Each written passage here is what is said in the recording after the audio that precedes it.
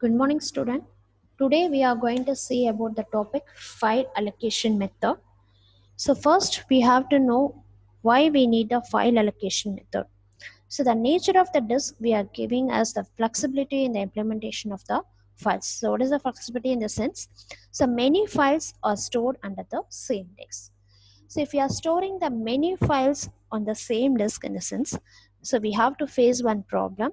So how to allocate the space for these files? So as well as, so we have to utilize our disk space in an efficient manner and files can be accessed in a very quickly. So these two main idea we have to behave under this method. So majorly we having a three methods. So continuous allocation method, linked list allocation, and indexed allocation. Each and every allocation method having its own advantages as well as the disadvantages. So now we are going to discuss about one by one. The first method is contiguous allocation method. So each file occupy a set of contiguous block on the disk. So the disk address defining the linear ordering on the disk. The contiguous allocation of the files defined by the disk address and the length of the blocks. So for example, the file contain the n block long and starting allocation at B. So how the blocks are going to be allocated in the sense B, B plus 1, B plus 2, B plus 3 and so on B n minus 1. For example, the starting location is 9. The length of the block is 6 in the sense 19, 20, 21, 22, 23, 24. Likewise, if you see this diagram, so this is your directory. So each and every file containing the starting block as well as the length of the block. So here the count is nothing but your file name. It starts from the 0th block and the total length is 2. So 0 and 1. So these two blocks. Likewise, the TR contains the starting location is 14 and 3 blocks. So 14, 15 and 16. So likewise, the contiguous allocation is going to be work. So what is the advantages of in this method? So both sequential access and direct access can be supported by this contiguous allocation. So the file accessing methods we already studied. So what is sequential access? What is random or direct access? What is indexed sequential access? So in this method, the sequential access and direct access can be supported by this method. And then the extremely fast. So how it is extremely fast in the sense the number of seek times are very minimal. So because the contiguous allocations of the file block. So these are all the two advantages. If you taken the disadvantages, finding the space for the new file. So what is the finding the space for the new file in the sense? After if you see this diagram, so one new file is coming with a file name A. Starting location is 17. The total length of the block is 3. So then now you see starting from 17, 18 and 19. Then only we can allocate 3. But the 19 is already occupied by the some other file. So this is the drawback, finding the space for the new file. And also this method suffer from the internal and external fragmentation. What is internal and external fragmentation in the sense? Internal fragmentation is having the two variations. For example, if the blocks are assigned to the process bigger than the request. For example, the process they need only 5 blocks, but we are allocating nearly 10. So only the 5 blocks are going to be utilized. Remaining 5 blocks are going to be unused. That is a one question. And another one is the blocks are allocated less than their need. For example, they need the 5 blocks, but actually we allocated only the 3. So that is less than their need. So both are considered as a internal fragmentation. Then, what is external fragmentation in the sense? Total memory space is enough to satisfy their request, but it's not in a continuous manner.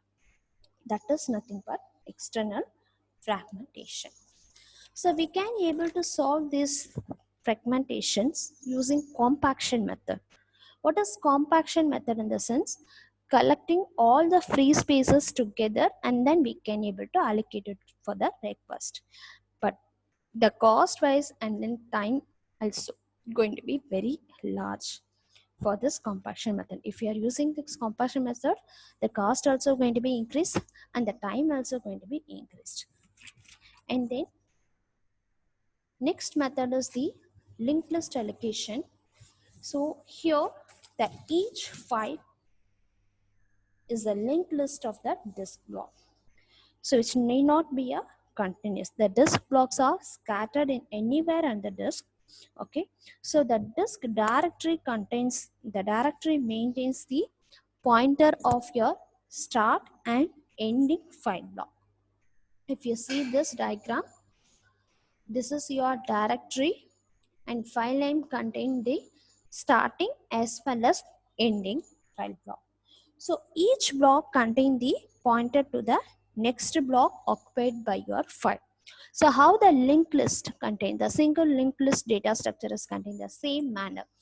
So starting the head pointer contain the address of the first one node, and then first node contain the address of the second node, and second node contain the address of the third. So likewise, the last node contain the address position as a null, that is the indication of the last node. So like the same thing here also we are going to be follow. So if you see this diagram, 9 is the starting position. So 9 to 16 and 16 to 1 and 1 to 10 and 10 to 25. So 25 is contains a -1, that is the indication of 25 is the last block. So this is the linked list allocation. So what is the advantages and disadvantages in this method in the sense? So it's a very flexible in terms of the file size. So we can easily extend our files and as well as decreasing our files since it is not in a continuous manner. So another one, it does not suffer from the external fragmentation. It is relatively better than in terms of the memory utilization. So these are all the two advantages of your linked list allocation.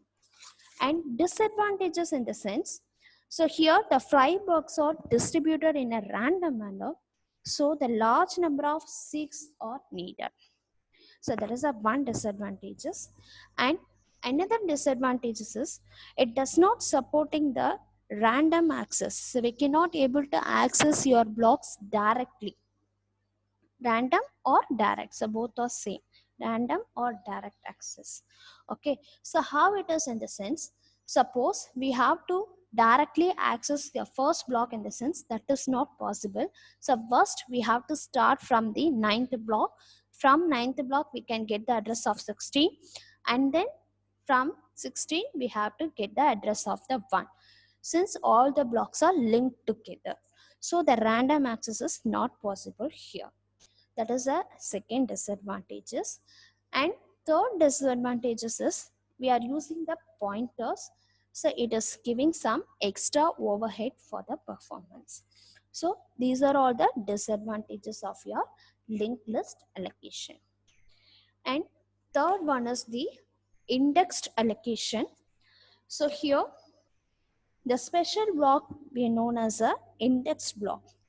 So it contains the all the pointers of the occupied blocks by the file. So instead of maintaining the each and every blocks containing the pointer, separately we are maintaining the index block that contain the all the addresses of the block occupied by the file. So each and every file it's have its own index block.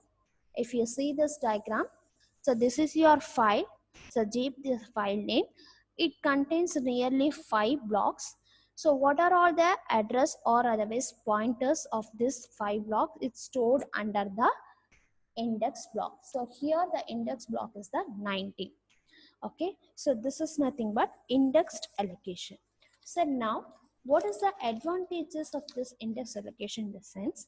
So here, the direct access is the possible. So how it is in the sense, we can directly access any blocks. Okay, I can access the 16 block directly. If I want to access 16, I can get the address from the index blocks and then I can access it. Like the same wise, I can access the any blocks randomly. I can access it. And another one, it overcomes the external fragmentation. Then, what is the disadvantages of this method in the sense? So again, we are using the pointers. It giving the overhead compared with the linked list allocation. It is giving the greater overhead. Okay, that is a one disadvantages. And another one, if it is a small files, so we can able to expand the only one index block. If the file size is huge, so that time we cannot able to maintain under the single index blocks. So we have to go for the some other strategies. Suppose if your file is very large, so that time we cannot able to maintain the single index blocks. To overcome or if we can solve these problems, so we are following the following mechanisms. The first one is the linked scheme, and second one is multi-level index, and third one is combined scheme. Okay, so what is linked scheme in the sense?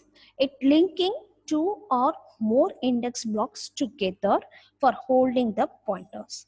So each index block contain the pointers or addresses of the next index block.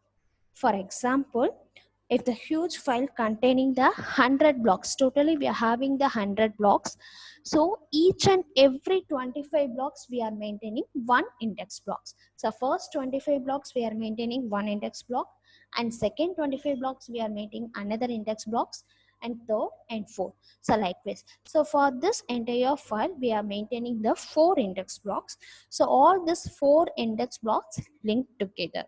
So first index blocks contain the address of the second one, and second one is contain the address of the third one. Likewise, that is nothing but linked scheme. Multi-level index in the sense, the first level index block used to point the second level index. So this can be extend up to 3, 4, 5. It depends on the maximum file size. We can extend our levels. And third one is the combined scheme. Under the combined scheme, there's some special block we are using, that is nothing but inode. So inode is nothing but information node. So that contains the information about the file such as name, size, and authority, etc. So randomly the remaining spaces of the node, that is the first spaces used for the information of the files, and remaining spaces used for to store the disk block addresses. So first few pointers in the inode point to the direct block, and remaining few blocks is going to be direct the indirect block. Okay, so what is direct blocks and indirect blocks? First, if you see this diagram, so these are all the direct block, and the indirect block is further divided as a three types: single indirect, double indirect, and triple indirect. What is direct block in the sense? It contains the addresses of the disk block that contain data of the file. So we can directly access the data through the pointer or otherwise address. So that is nothing but direct block. So where the data is there, that particular data address stored here. That is nothing but direct block. Indirect blocks, the three types is there. The first one is single indirect. So we are maintaining some intermediate disk block here. So we cannot able to directly access the data. So through this intermediate block only we can able to access your data. That is nothing but single indirect. So the single indirect block first contain the address of this disk block. Then only we can get the address of your actual data. That is nothing but single indirect. Double indirect, we are using the two intermediate disk block. So through this two intermediate disk block only, we can able to get your data. So like the same thing, triple indirect. So this is nothing but indirect block and then direct block. So these are all the three schemes. The first one is linked scheme, and second one is the multi-level index, and third one is the combined scheme. So these three schemes are used to overcome the problem of the large files under the indexed allocation. So if your file is huge size, how we are going to be maintain the index allocation? It's through this three mechanism we can resolve that problem. So after this, your file allocation methods ending. Thank you.